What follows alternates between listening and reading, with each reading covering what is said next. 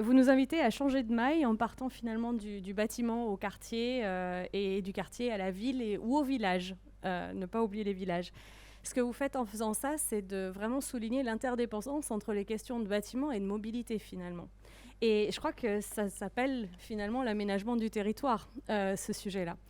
Et on l'a bien vu à l'époque des Gilets jaunes, quand on ne pense pas les deux ensemble, on arrive à des impossibilités pour les habitants finalement de gérer ça. Parce qu'effectivement, la charge énergétique, que ce soit celle du bâtiment ou celle de la mobilité, finalement, c'est la même pour l'habitant.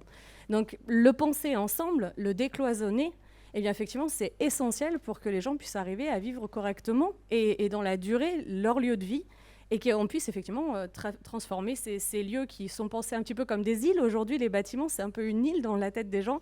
C'est pas une île.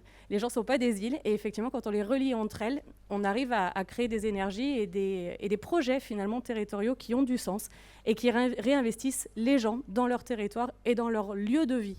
Je crois que c'est ça qui me paraît réagir comme ça sur un premier regard sur ce qui a été dit là.